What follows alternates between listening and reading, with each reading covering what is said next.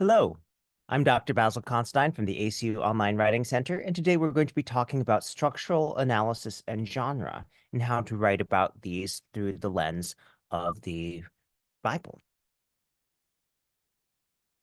So for today, we're going to dive right in. We're going to look at an assignment coming from BCSO 322 that requires finding a source to be in conversation about. So you're not making your genre analysis wholly on what you know before. You are using the writing of someone else to understand and explain what is going on in a passage. So if we look at this assignment, we have a preamble of sorts. We say the purpose of this is to apply what you've learned from the previous resources and discussions and to apply these to your own preliminary analysis of a chosen passage. Now, that's saying a couple things here that we want to take very good notes so that we can build on this later and expand easily. So you'll absolutely want to show where your information is coming from. And even though it's not strictly required, in a summary or paraphrase citation, you might want to include a page number citation just so it's easy to go back to in case you're going to expand a particular section.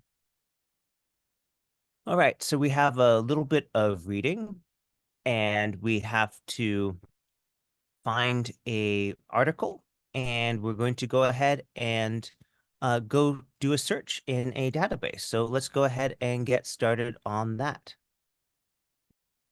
Now, in this course, you might be hearing the term ATLA a lot. So ATLA is the American Theological Librarians Association.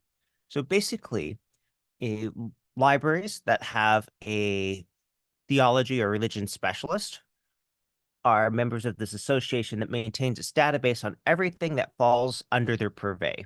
Basically, it's a, hey, if you're working in this area, we're tracking what's published every month. And so it's a really great place to search for things related to biblical scholarship. And so if we go ahead and we open up this link here, we're going to end up at the EBSCO search engine, and you'll see that it's specifically searching this database. And so let's just go ahead and see what happens if you were to search for Exodus. Now we get 60,000 results. That is clearly far more than you want to be dealing with. And Exodus is a big book. A lot of stuff happens in it. So as you look here, we can search not just for a chapter like Exodus 34, but for a particular passage, even down to searching for one or two specific verses or a range within a larger chapter. So let's go ahead and look at Exodus 3, 1 to 15. And we'll go ahead and we'll also take a look at this passage. Now, this is a rather famous passage. This is the passage where we have the scene of Moses and the burning bush. And just to briefly refresh your mind on what this is. So Moses is just out tending the sheep of his father-in-law, and then he is called by God. And this passage ends with this call to action. Say to the Israelites, the Lord, the God of your fathers, the God of Abraham, the God of Isaac, and the God of Jacob has sent me to you. This is my name forever, the name you shall call me from generation to generation. Now, before we go any further, there's something important to keep in mind. We should always pay attention to context. So take a look at what is said before. So we have the history, and we have this prelude here. The king of Egypt died. The Israelites groaned in their slavery and cried out, and their cry for help because of their slavery went up to God. God heard their groaning, and he remembered his covenant with Abraham, with Isaac, and with Jacob. So God looked on the Israelites and was concerned about them. So that's our prelude going into this. Then we have the catch up with Moses and the call from God. And what happens right after? Well, we left off with this here. That's the passage we're assembling. But what happens? We have this invocation of the past, the God of your fathers, the God of Abraham, which is being repeated. Repetition is important. And we have this promise of something new. But for just this passage, just dissecting this chosen passage here, we have we're centered, we're oriented, and this is leading into the call to go to the Israelites, and that there are pieces of that in here, but it's concluding with this proclamation that he's supposed to give, say to the Israelites, etc. All right, so now that we've refreshed our minds about that, let's take a look at some of the sources we have here. And there are 121 focusing on this specific one. So I think we should be able to find something that works with that. And so we have different applications depending on what you want. Homiletics today. Uh, we have narrative technique. Ooh, that sounds like it might be relevant to this assignment. Talking about this through the lens of the Holocaust, uh, about violence in the Bible, applying it to different points in the church calendar, talking about what happened to the Egyptians, which is usually not where we're focusing on that story, changes in baptism. So there are a lot of different ways you could go here. But let's take a look at that assignment again. So our assignment here says, find one academic journal article and interact with it along the lines you have practiced in the two discussions. And if we look at the follow-up, we see we need to describe the main point of your passage, the structure of the argument, and the location of the detail that drives your question within that structure. Explain how it relates to its literary context, both to the book as a whole, so that's why we're looking at the before and after, critical awareness of your own social location and that of the scholar you're reading, and how that might affect what each one sees. All right, so we have a couple things that we know should go in this paper immediately. And if we look at the rubric for this assignment, we see down at the bottom that this should be 1 to 2 pages. So we really need to make sure we do all the things that are required first before we start adding on extra things, because we only have 1 to 2 pages to do this. So let's go ahead, and a good way to start is just by copy and pasting the assignment instructions so we can divide it into specific tasks. So I have here a copy of our blank APA course paper template, and I'm just going to take out these placeholders. And there's some things that we want to start with right away. One, the instructions. And we just want to have these here as something that we know we have to do. So I'm going to go ahead, and besides that, I know that I'm going to be using this particular source we picked out earlier. So let's go ahead and grab that.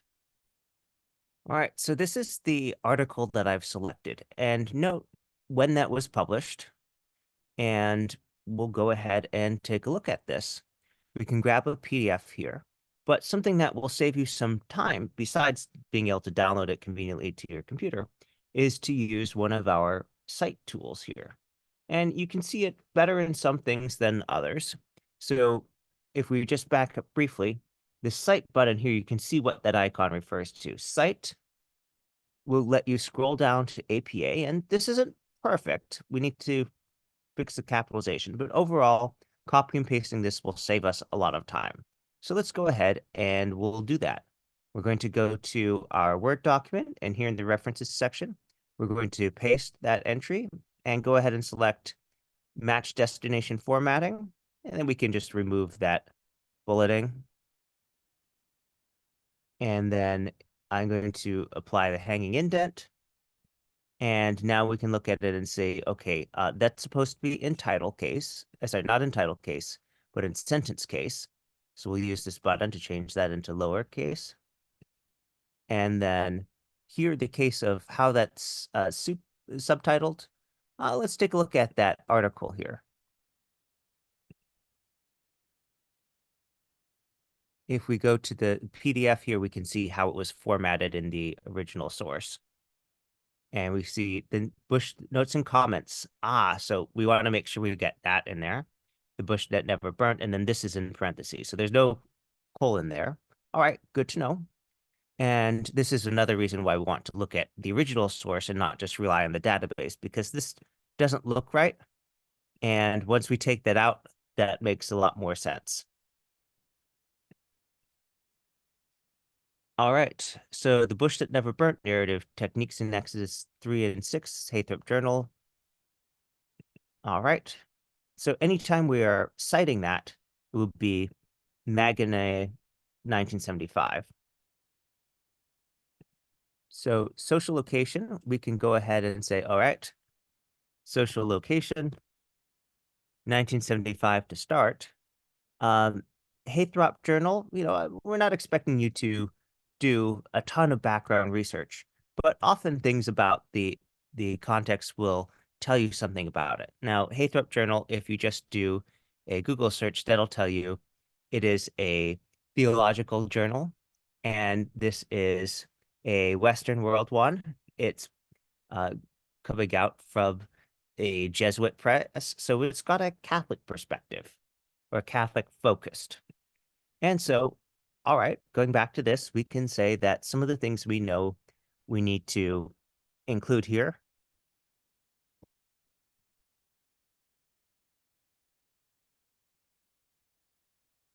And that's helpful to know because Catholics in general will take a different interpretation of the Bible than, say, a denomination that takes the Bible a little bit more literally. And so, how that'll come up, well, not sure. But that is something where in the 1970s, there was definitely a lot of, well, this is how it feels to me. This is the same general period that produced things like the musical Godspell, uh, the musical Jesus Christ Superstar, and things like that. Whereas a lot of new takes on religion or spinning it through the lens of pop culture. And so the in addition to discussing the author's social location, your own, however you choose to describe it, but that's going to be you in 2024,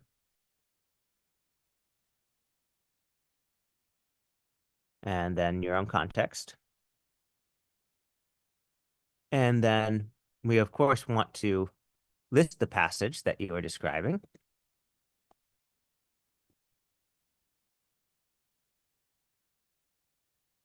And you can fill that in later.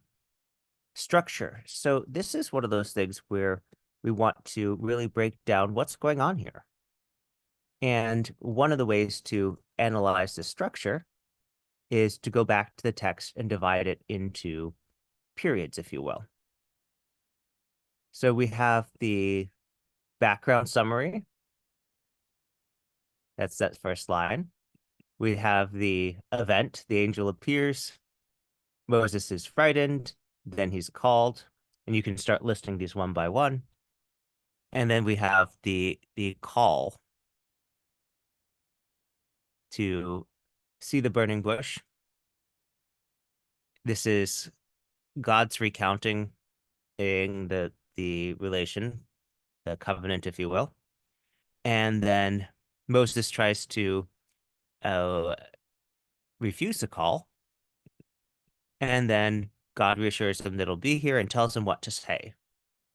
And so, in your own words, you're going to break down that there are distinct things that are happening in this, and how you end up grouping those. That'll be an interesting question for your write up, because there are other ways that you can cluster it that will tell you more about how you are understanding what's being done. If you're looking at this as a piece of rhetoric, then you'll be grouping that a little bit differently if you're going with trying to find narrative parallels, perhaps. So looking at this, remember when we looked at the before and after? Well, absolutely make sure to fill those in. And then now let's remind ourselves, we are supposed to not just be summarizing, that'll be some of this, but we want to be in conversation with this author. So let's say you're looking at this passage here. Look, they talk about duplications. Well, we noticed that when we were reading through this, so absolutely. Uh, at some point, you would probably want to reference that they are talking about the importance of the duplications and parallelism. All right, so how would that manifest in your writing? Well,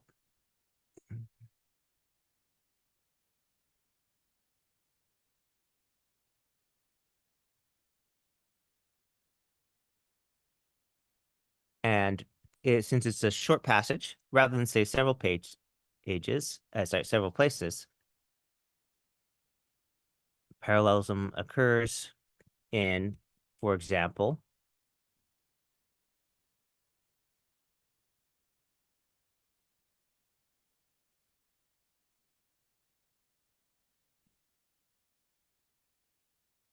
we have this, the God of Abraham, the God of Isaac, the God of Jacob. Well, we have that up here, 3:5 and 3:15. Okay.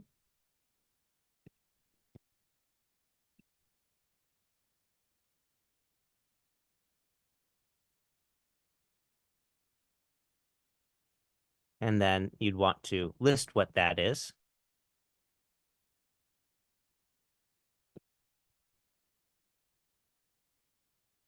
And then because it's not wholly the same, there's more text added. And then give the additional quoted text. And now we have the question of, okay, so are you just noting this or are you interpreting it? And this is where that other source comes in. And how would we refer to this? Well, Maganet, 1975, emphasized the importance of parallelism, noting, and then whatever you summarize. And then you can even include a page number so that you know where to look for that later. So, for example, if we are referring to this first page here, well, that's page 304. And let's say you were quoting that. Okay, all right, let's go. Instead of a summary, we'll have this in quotation marks.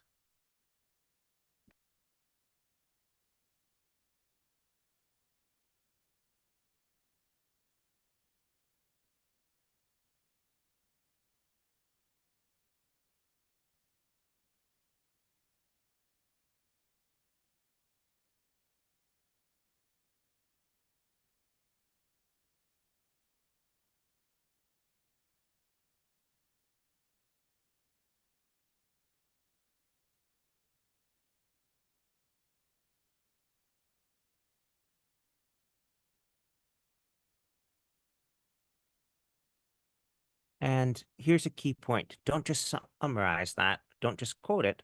Talk about how that's important.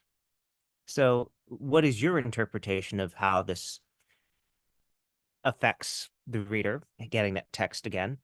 And what does the author say about it? Well, we can go back and look for other instances here.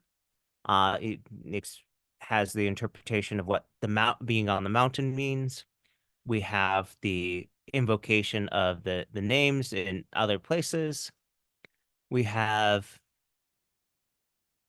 talk about this phrase, the parallel phrase specifically, I am the God of your father, the God of Abraham, the God of Isaac, and the God of Jacob. So you can refer to these in different places, but the idea is that you are not just giving your own interpretation, but you're giving yours and someone else and talking about how they do or don't coincide and why and what you do to make sense of that. You know, biblical interpretation is, human history shows, incredibly nuanced and influenced by context. And, you know, there may be things in this author's context that are visible to you and some that may not be or may not make sense to you. So there's a lot of talking about some linguistic stuff, this NIFL arc. You're not expected to know that or understand what that means. But there's a lot of other stuff in here that you can dig into. So just make sure that when you are working on this, that we keep in mind that we need to have a clear statement to the main point of the passage, clear description of the structure, how the parts lead to the main point, and where the detail it drives the student's question fits within that. So that's three separate things. Need a clear explanation of how the passage relates to the book as a whole. So that's going to be Exodus as a whole and what comes before and after. and the critical awareness. So that's going to be having not just summarizing or quoting, but talking about how this, what the importance of these things are and how it aligns or doesn't align with you. And then, of course, AAPA formatting. So in this discussion about genre, just keep in mind that you have both a mix of your own observations and a discussion of the observations of another author here. And a good thing to do is to, after you've written down your own structure, just back up and see how is this described in this author's words. And so he's talking specifically about some parallels here and says, oh, it's a passage that has played an important role in the history of biblical criticism. Ah, well, this author is saying it's a very important passage, so that would be a good thing to relay. And there's more stuff on that, and you can choose which details you wish to bring up. And talks about the changing designations for God or the many names of God. Definitely a topic that's attracted many scholars over the years. All right, that is wrapping up what we are going to be talking about today. So let us finish with a brief review. So in this assignment, you want to make sure that you first start with the list of what you have to do and not only look at the assignment instructions, but look at the breakdown that you see in the rubric, because these are very specific things that your instructor wants to see in order to be able to give you full credit. So clear point to the main passage that this next one is actually three separate things separated by the comma. Clear explanation, critical awareness, and engagement with the scholar. And with that, we're going to bring things to a close. If you have any questions, please feel free to email us at onlinewritingcenter@acu.edu, to go to my.acu.edu, and under academic resources, select Online Writing Center to make an appointment and access our website. And with that, I will bid you good night.